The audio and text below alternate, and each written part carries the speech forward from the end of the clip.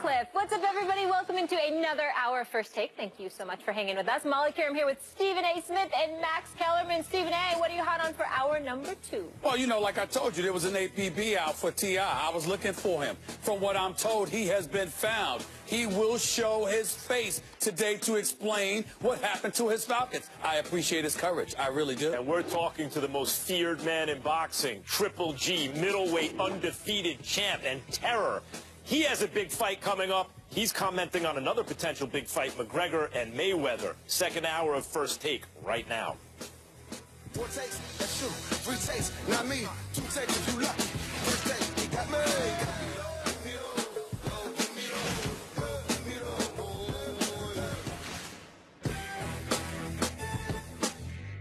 One of the most difficult things I found about playing Jason Kidd, which is what Lonzo reminds me of, is if you play this game with energy, right, and you just compete. Like, you know, Jason Kidd, when I had a triple-double against him back when I played, but I had no idea. He had, like, I think 13, 11, and 12. If you just hustle, you get rebounds. You get a little assist here or there. That's how he plays. He's a stat filler. And at the end of the game, you're like, well, he only had 15 points. You're like, well, wait a second. He had 11 assists. He had 9 rebounds. And you see how many points he's accounting for? That's the type of player he is. That was Jay Will on Mike and Mike this morning, comparing Lonzo Ball with Jason Kidd. Stephen A. Smith, do you concur? Not yet. I'm very impressed with Lonzo Ball. I think he could be a potential superstar in the making, but Jason Kidd's a Hall of Famer. He's a floor general. He's an orchestrator. More importantly, he was a leader of men in terms of really maximizing. If he doesn't run into Shaq, doesn't run into Popovich and Tim Duncan and the San Antonio Spurs, Jason Kidd has a couple of rings. Obviously, he has one because he won with the Dallas Mavericks when they beat Miami that year. But Jason Kidd's floor generalship, consider this. Back when, you know, when he retired, right before he retired, when he couldn't make a shot to save his life, he was still good enough to help the Knicks get to the Eastern Conference semifinals for the first time in 13 years, okay, because that's the kind of floor general and leader that he is. And so when I look at Lonzo Ball, I'm hearing his dad talk a lot about him. I'm obviously listening to the Bill Waltons of the world and others rave about him. I want to see the kid myself because from what I've seen, I'm looking at him 14.8 points per game, 7.6 assists in college basketball. That's a very big number. That's very impressive. I'm looking at his three-point shooting, over 41%. I got to give credit where credit is due. But at the same time, I'm saying to myself, when you get to the next level, Jason Kidd never was interested in being a scorer. He almost scored by accident. Even though this kid can be a floor general, sometimes when you're looking to score, I wonder if you can have the mentality to be that Jason Kidd type. But I don't want to question Jay Williams because he was a stud. We sit here and talk about Jay Williams, our colleague here, and, you know, he talk about college basketball. We forget this was a National Player of the Year at Duke who was a scoring machine for Krzyzewski, who never allowed anybody to be that way, but couldn't help it. If not for the motorcycle accident. If not for the motorcycle accident, Jay Williams would have been a star in the NBA. There's no perfect comp, or even, I think, really good comp, in my opinion, for Lonzo Ball. It's one of the things that makes him such an interesting player. I know what Jay Williams means when he says Jason Kidd, in the sense that, and I spoke to Jay Williams about this today, ran into each other in the caf, as a matter of fact. Correct. Right there in ESPN, the cafeteria. Oh, that's nice. And Shared a little that's snack. right. That's right. We talked about Lonzo Ball. This was going to be a topic of, on our show. And he's talking about the feel for the game. I understand that. Lonzo Ball has a very mature feel for the game for a kid his age in college. But he's taller than Jason Kidd. He's more of a high flyer than Jason Kidd. He's a better shooter, at least in terms of the percentages, but it is an ugly shot he takes. And the question is, does that translate from the 3 in college to the 3 in the pros? Can that shot stay consistent given the form on the shot, right? And I know, Stephen A., you have other questions about his shot in the next level, too. I don't think there's a perfect comparison for him. Look, Jason Kidd also didn't shoot very well out of college. It was acing Kidd. Remember, no J? Yep. And Lonzo Ball already is doing that better. But just because you have a feel for the game doesn't mean you have a Jason Kidd level ability to pass. You know, there are passers we've seen who are geniuses. You can see there's a difference between a guy who can pass the ball well. Michael Jordan and Kobe Bryant were good passers. But when you watch Magic Johnson or Larry Bird or Jason Kidd, there was a genius there. Lonzo Ball's a really good passer. I don't know if he's the kind of genius passer that Jason Kidd is. Time will tell. It is an interesting comp. I think, as I said, one of the most interesting things about Lonzo Ball to me is there is no perfect comp for him. He is a unique player. Well, the greatest thing to say is that we can't dismiss what Jay Williams said. You just can't.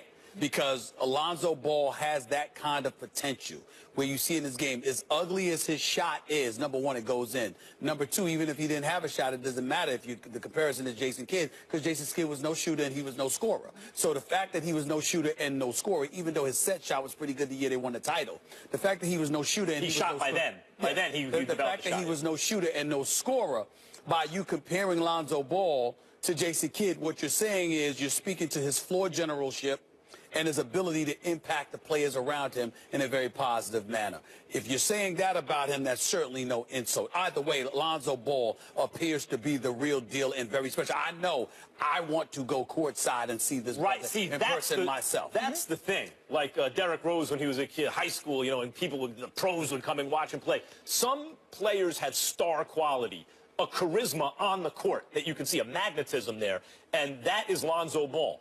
I think part of what Jay Williams is also talking about, though we didn't discuss this, is that you compare him to a Jason Kidd because other than the feel for the game, he has star quality. When he's on the floor, you have to watch him. That's where your eyeballs go. And by the way, he's on a really good team who started to play defense. UCLA could make a run in the tournament. Alpha's doing a good job with them. They're 26-3. They're starting to do good things, but remember, road wins too. There's somebody out west named Gonzaga. They just suffered their first loss just the other day. They've beaten everybody up to that point. That's something you can't ignore. And not only that, one and done NCAA tournament, that changes everything with kids, because you never know who's going to wake up not ready. They overslept. They partied a little bit, ate too much the night before. It could be anything that could ruin your NCAA hopes. Before we move on, Lonzo Ball top 3 pick? I think that you have to consider that. I would have to say, yeah, based on what I'm seeing and what I'm hearing, I need to see the personnel they got coming out of Europe.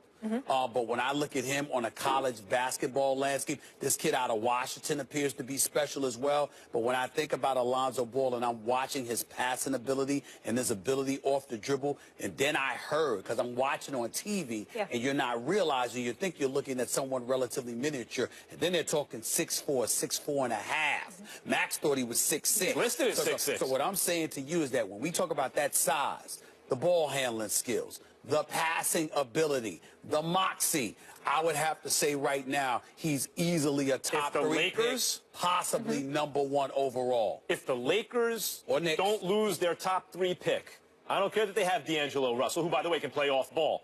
If the Lakers don't lose that top 3 pick, and there's Lonzo Ball sitting at UCLA. From Anaheim, California. With Magic Johnson running the show, I don't see how he doesn't wind up in L.A. I got to admit to you, I just don't see D'Angelo Russell in L.A. for long. I understand that, too, particularly if they get Lonzo Ball. I'm not saying he has to leave the NBA because he can play, and I think there's an upside. I just don't look at D'Angelo Russell in L.A. as a mix. Lonzo Ball, different story. He seems to be box office. Yeah, we're not the only fans of Lonzo Ball, though. Just asked his dad, his biggest fan. He had to say on ESPN LA's morning show with Keyshawn George in LZ. Check it out. They kick it in the door, but they shocked on what I'm telling them. I said, I'm not looking for no endorsement deal. I'm looking for a marketing and distribution deal, co-branding. The only person doing that is Jordan with Nike. That's what we for. Like I said, if Lonzo don't play, if Lonzo doesn't sign with Adidas, Nike, or Under Armour, whoever, guess what? I'll sign the Big Baller brand. We already got our own brand. Right. Triple B's. Lonzo will be the first one drafted with his own brand. That don't happen. Oh, it's all about the brand in 2017. LeVar comparing his son's brand to MJ's brand with Nike. Now, that's a little aggressive for me, Max Kellerman, but what do you think the impact will be that LeVar Ball will have on his son, Lonzo? It all depends on how good Lonzo Ball turns out to be, and the pun is like irresistible to me every time we talk about it. If Lonzo can ball, if he can really ball, then what his father's doing will actually make him even bigger. The way Tiger Woods' dad talked about him, the way Kobe Bryant's dad talked about him, the way Floyd Mayweather's dad talked about him at times coming up. If the kid can deliver the goods, like even comparing him to Jordan in terms of the way he wants to market himself, I don't have a problem with that. Aim for the stars. You come up short, you hit the moon. You know, okay, fine. Why not? model yourself after the most successful brand in the history of sports. Sure, do it. And then if your son just turns out to be an okay player, you look ridiculous. But if he can ball, the father's mouth will make the kid even bigger. Yeah, but this is the problem with his father's mouth, okay? First of all, his father's thinking about himself. He ain't thinking about his son. That's number one. I said that yesterday. That's always a major concern. I'm going to reiterate that. I'm going to reiterate that. Number two, let me ask you a question. Even though, don't get me wrong, Lonzo Ball may be a superb talent, and there's nothing that could happen that would dissuade you from picking him. Do you really think an executive or a team wants to deal with daddy? Do you really think that that's not going to be something? I mean, that could end up being some kind of impediment to the success of the kid in terms of just having a smooth scenario and a smooth situation. That may be a problem. Number three, branding. Really, bro? Really? It's like that? This ain't the days when Glenn Big Dog Robinson, Grant Hill, Jason Kidd, and them were coming out in the draft, and rookies could sign for $69 million. On the case of Grant Hill and Jason Kidd, they signed for 44. That's a rookie wage scale, rookie salaries, and all of this other stuff. With all due respect, who the hell do you think you are talking about brand? That's why you get your money on the deals, because you're not going to get the money in the contract. What I'm saying to you is you can get your money on the deal. That would be true. But remember, they're paying you. You still have to go there and prove. Daddy's talking about getting stuff before it's proven. And he ain't talking about money. He's talking ownership. He's talking ownership. Yeah, you know why George Lucas is worth $4 or $8 billion or whatever it is now, even before he sold Star Wars to Disney, is because at a time when this wasn't done, he said, no, I'm going to retain all the branding rights, all the merchandising. Yeah. No. Be a billionaire. I love so how the father's looking at Michael Jordan. I love how folks like you bring up 3 to 5 cases and ignore the other 5 million that didn't work. I'm glad you brought that up, because this is what I mean. It all comes down to how great can Lonzo Ball be. If he can be great, then he can back up everything his daddy's talking about. And in terms of the extra pressure his father's bringing, and why it's not good for a father to live vicariously through the children, and all the cautionary tales. Okay, all the cautionary tales. All that's fine, except that if you're Lonzo Ball's father, you're thinking to yourself, wait a minute, these are the expectations I've set. This is the stuff I've talked the whole time, and no one slowed my son up yet. Why would I start doing things differently now? But he went MJ. It's not even like he went LeBron's brand. He went MJ's. Sure. He went MJ yesterday, Steph Curry last week. You know, who the hell is next? You know, I mean, you just, all I'm trying to say is the kid hasn't even played in the NCAA tournament yet. Boy, you better ball. Come on, man. Come on, man. Don't miss any clutch shots, Lonzo.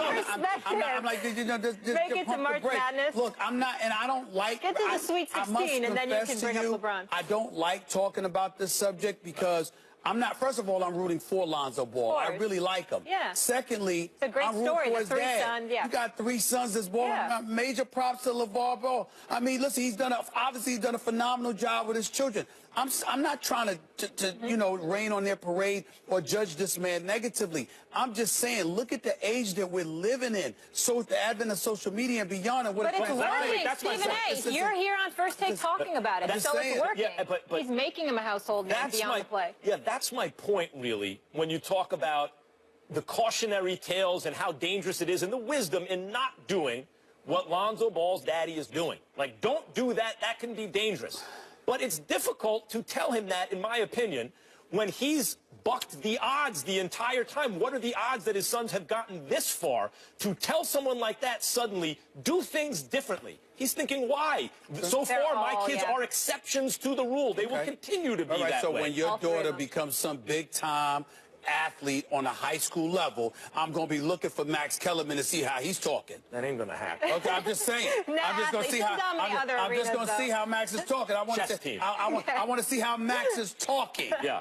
That's all I'm saying. Coach Mackey, thanks for all the work in the gym, by the way. I like the form on her shot. Okay. You know, it's coming along. I'm just saying. So you think chess? That's where you're going to put your chips in there. I think she likes chess. Yeah.